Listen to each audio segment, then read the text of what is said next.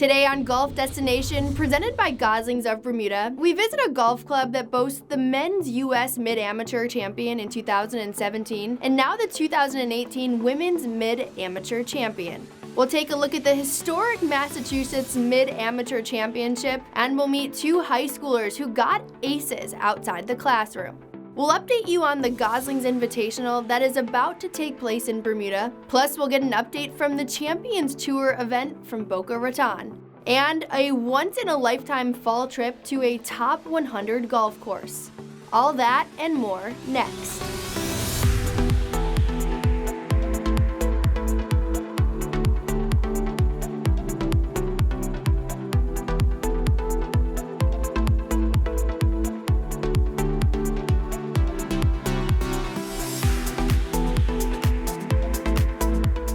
Hi, and welcome to Golf Destination, presented by Goslings of Bermuda. I'm your host, Meredith Gorman. The Goslings Invitational has been taking place on the island of Bermuda for over 50 years, and it continues to be as popular as ever. Recently, we spoke with tournament director Robbie Thompson for an update on the 2018 version of this professional and amateur event. Our goal is to host 51 professional players and 51 amateur players right here on the island at Port Royal Golf Club and Belmont Hills. Looking forward to a strong amateur field this year, vying for world amateur ranking points. Our first and second place finishers last year moved up 391 spots in world amateur ranking points. So there's a huge bump for them, and it really entices a lot of these nationally ranked players to come to Bermuda and play in this championship. You know, the Goslings family gets behind this tournament, has done for more than 50 years. We're very proud of Bermuda. We love to show off the spirit of Bermuda, get the pun. Yeah, with Goslings rums, but also the friendly spirit of Bermuda from the Bermudian people who just love to have visitors come down and experience a little bit of paradise. And the golf is great. The courses will be in tremendous shape. Both at Belmont Hills and Port Royal Golf Course. It's following on the heels of what I would consider probably the number one Goslings Invitational from last year. The 2017 was tremendous. The weather was great. It was operated so beautifully with the help of our tournament director, Robbie Thompson, and the NEPGA that assisted him. But this year, it's looking to probably be even better than that. I mean, the quality of players, both on the pro side and on the amateur side, is incredible. We have Matt Parziale, who was just low amateur at the US Open at Shinnecock. Incredible. He's our defending amateur champion. Herbie Akins made the finals of the Mass Am this year. We have Jason Thresher, who won the Mass Open for a third straight year, and I think that's never been done before. So it's just incredible. Plus, there's a slew of others. We're looking forward to an increased purse this year for the professionals, thanks to our partners, Bermuda Tourism, Gosling Castle Partners, and Cobra Puma Golf. 2018 Goslings Invitational is just going to build on what was already a very successful tournament before we took it over, and a successful year that we had in 2017. We're just going to keep building along with the NEPGA that handles the operations, myself, and our team here on island. We look forward to a fantastic championship this year. Thanks, Robbie. The last 13 months have been a whirlwind at a club outside of Boston in Brockton, Massachusetts, Thorny Lea. It is the home of the reigning U.S. Women's Mid-Amateur Champion and the 2017 Men's Mid-Amateur Champion. We sat down with them both to discuss their success. Someone asked me in an interview just after the U.S. Mid-Am, said, "What's in the water at Thorny Lea?" I said, "I don't know what it is, but it's good, whatever it is." Because the competitiveness here, you see players who've succeeded in the past, and to try to just, when I started playing competitive golf, it was just to try to compete. Never thought I'd ever win a tournament my entire life when I first started. Just to have fun, compete, have a chance. And then you see guys around here that are winning all the time, and you look and you try to emulate what they do. And part of the reason I came here is because I knew of all the past champions that came here, and you want to get better at golf. You want to surround yourself with good players, and even if you're not a good player, you're just a fun person that loves golf, and that's kind of what Thorny entails with all the people, all the members and people that belong here. Perfect timing, you know, when I came in last year that, you know, Matt kind of went on his run in the summer, and then I kind of, you know, duplicated that this year, which was great. Other than making the putt on Friday at the US Open to guarantee myself to play the weekend, that was the second best moment of 2018 for me, was that first tee shot at Augusta where, you know what, it was just playing here at Thorny Lee in the club championship. Yeah, I think just, you know, talking to Matt and just, you know, what he was feeling, what, you know, just kind of the week went by, you know, went like when he was there. And I think just it's really like the little things that kind of add up with people who maybe haven't played. And this will be my first, I mean, I never went professional when I was done with school, so this will be my first professional event.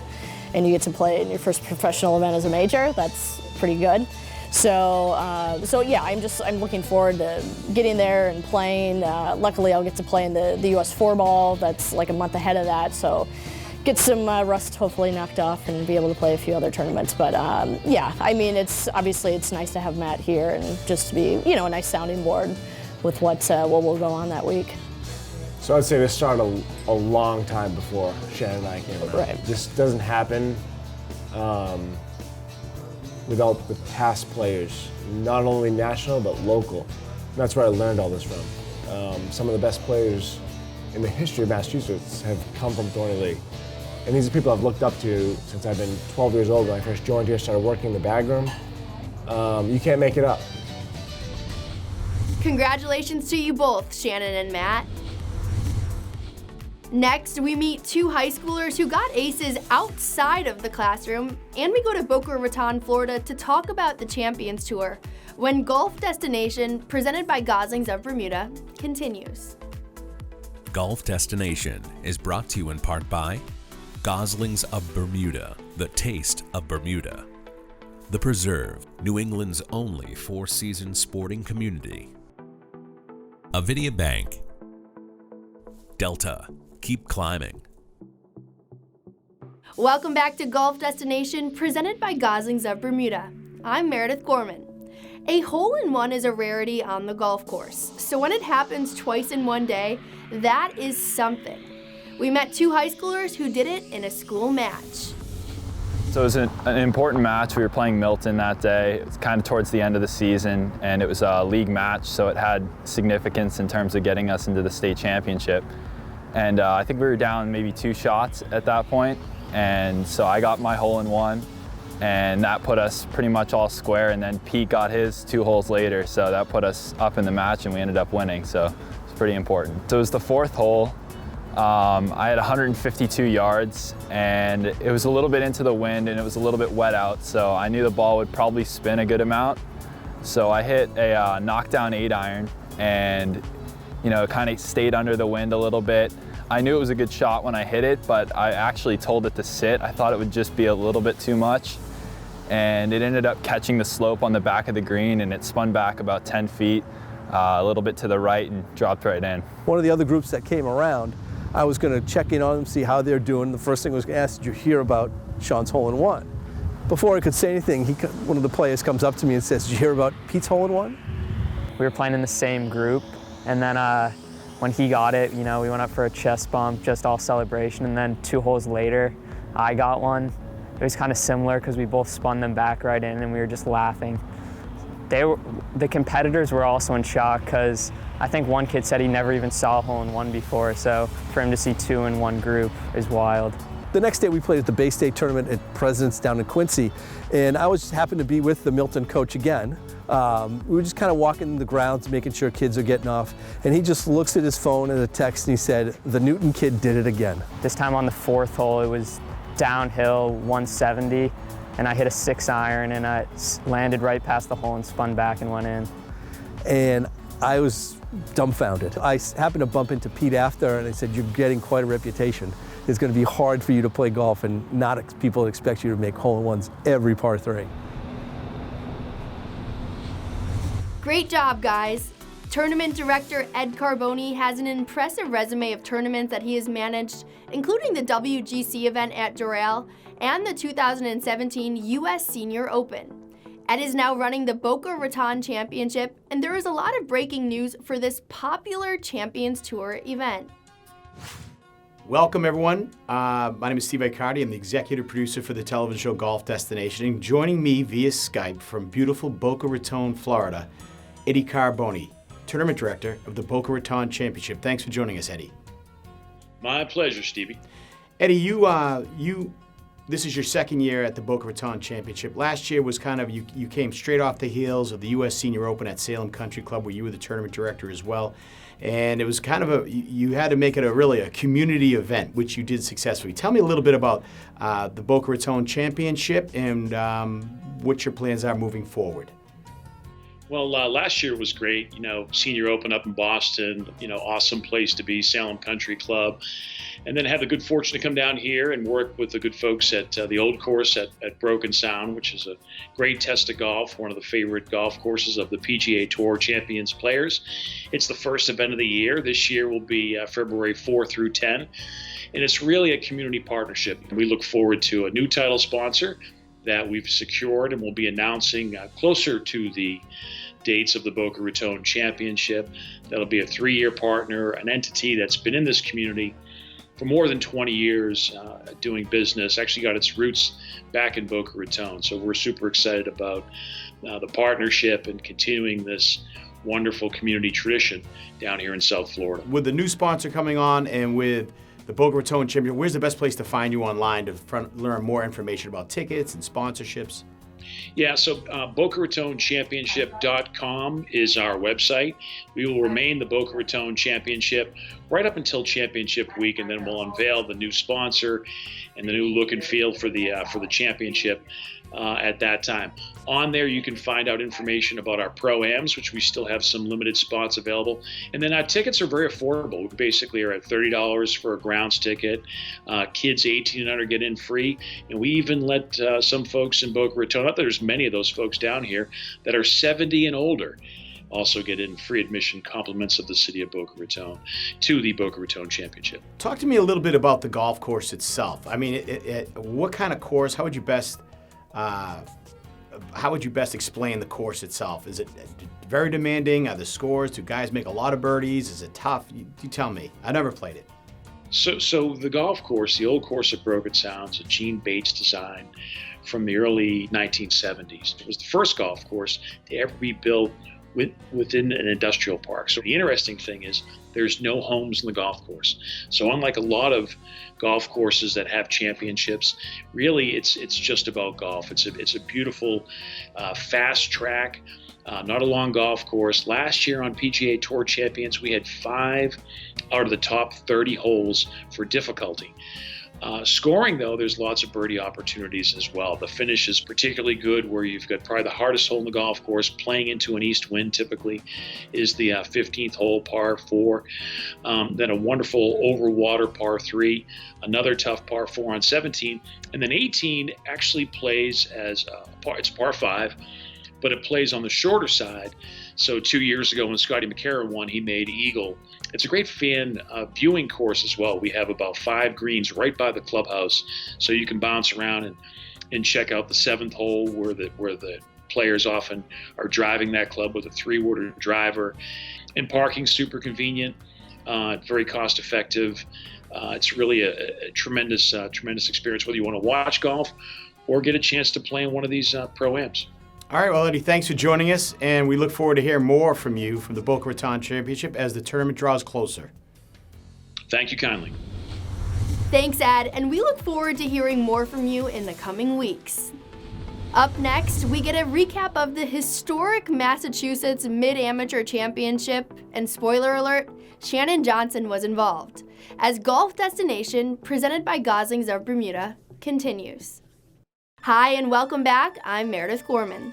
The Massachusetts Golf Association's Mid-Amateur Championship had something new and something old this year. New was the fact that a woman competed after qualifying, and old, or maybe just mature, was the eventual champion. Don Coyne files this report. The rain-shortened 35th Mass Mid-Am at Plymouth Country Club was one for the record books. Shortened from 54 to 36 holes, former champ Mike Califf who had a one-shot lead after a 3-under in the first round, struggled early. 2 over through 5, but on the par 4 300-yard drivable 6th, nearly an ace. Haven't had a hole-in-one with a driver. I've had some other ones, but I've never had one with a driver. So that was a little bit out of frustration of how I was playing early. So it was got up there and swung pretty hard and got lucky. How'd you not put that one in? I don't know. I needed just a little more. It's nice to not have to sweat over a kick-in eagle. Shannon Johnson made history as the first female to qualify and compete in the Massachusetts Mid-Am Championship. I was kind of going in with really low expectations, but yeah, having qualified for the event. She tied for 48th with a 76, following up on her opening round 73. But it's an awesome experience, and I would do it all over again. Yeah, hopefully we can bring a little more attention and to the the women's side of the game, but also to the men's tournaments, and it was great. Other than Califf, members of the final 2 groups struggled and fell from contention. That opened the door for veterans like Jack Kearney, who just missed a birdie on 17 to get even, but he would take the clubhouse lead at even with a 40-foot birdie on 18.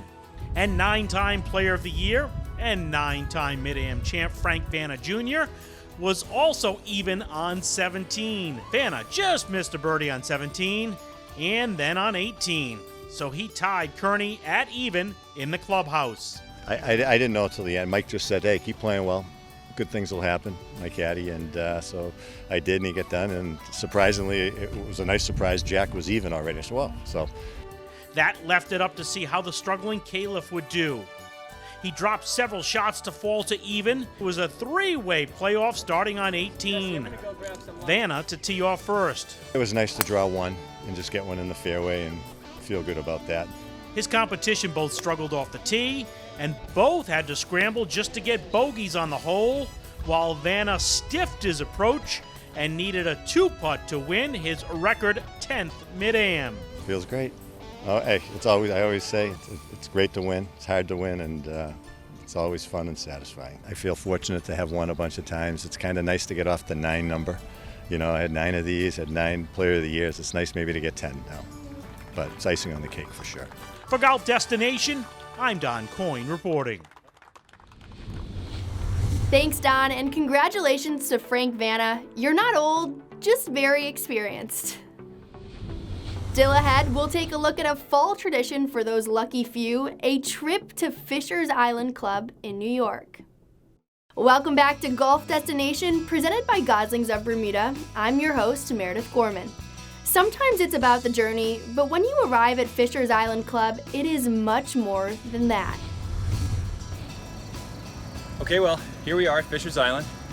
Not as impressive as I thought it might be, but no, I'm just kidding. This is the dock where we get on the boat at Wild Bill's Bait and Tackle to head over to Fisher's Island. We'll see you over there.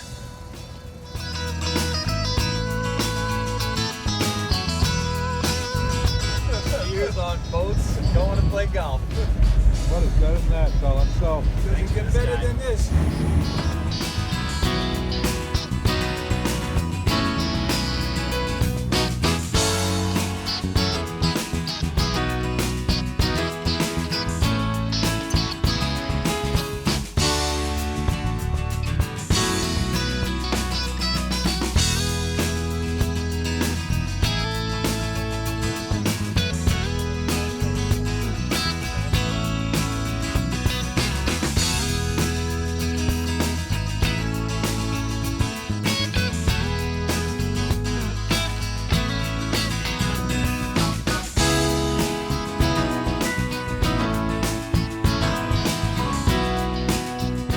Here we are at the 4th hole. This is one of the best holes I've ever seen, honestly. And a little hard with the wind.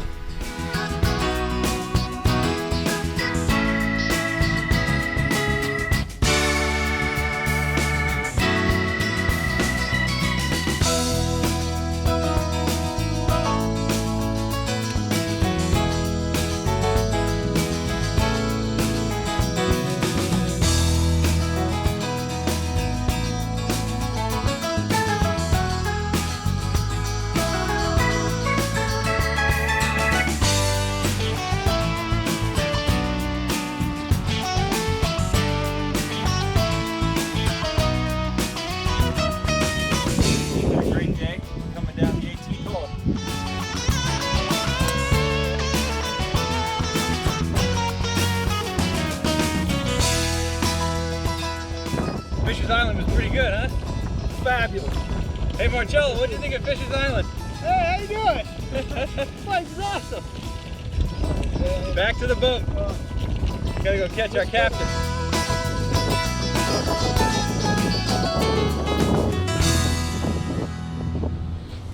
If you ever have a chance to play Fishers, no matter what the season is, don't waste the opportunity. Thank you for joining us this week on Golf Destination. Join us every day on our social media channels. There you'll find unique content and updates on all of our social media platforms. Turn on notifications on your Instagram so you can see our posts the moment they go up. Plus, watch old episodes commercial-free on our YouTube channel. Visit golfdestination.tv for all of the links.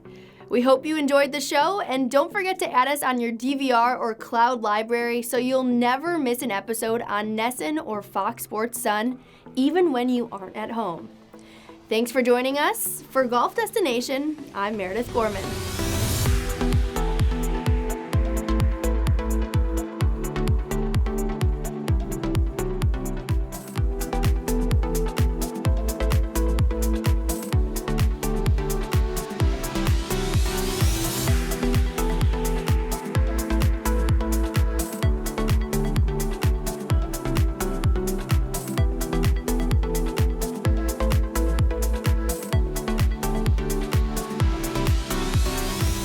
Golf Destination is brought to you in part by Goslings of Bermuda, the taste of Bermuda.